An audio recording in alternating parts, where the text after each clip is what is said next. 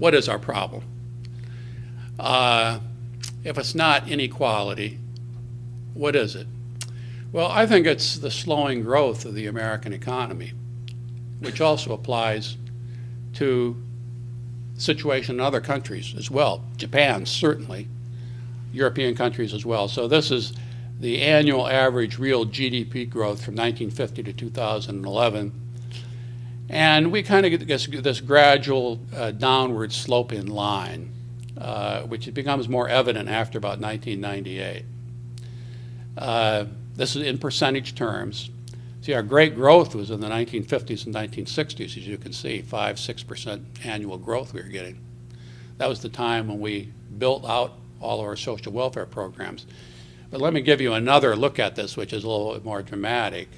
Okay, so this is, I've put this in terms of 5-year moving averages to get rid of the year-to-year noise. So these are 5-year moving averages of real GDP growth from 1950 down to the present. So there you can see the thing really does peak out in the early 60s.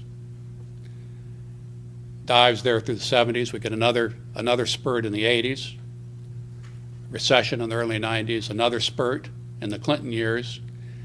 And then it's pretty much from 2000, it's really down.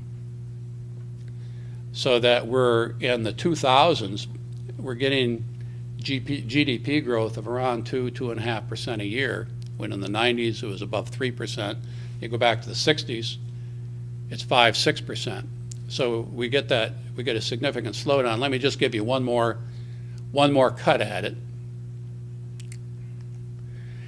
That's real GDP per capita growth with the 5-year moving averages. So that's adjusted for population. So really, you really see a nice downward sloping line there going back to the 50s and 60s. So really, I think you could say, I would say, suggest that the financial collapse in 2008 was somewhat caused by the slow growth that we had coming out of the 2000 recession. Why would that be?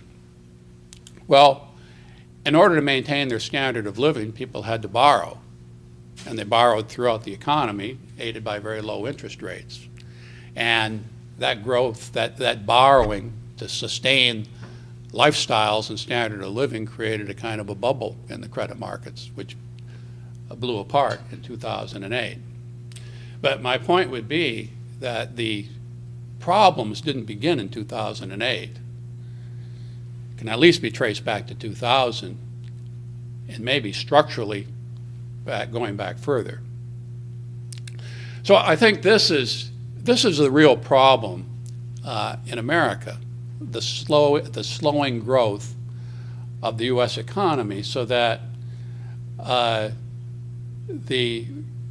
the middle classes and the working classes, people who work for average incomes, it's harder and harder for them to get ahead in a slowing economy.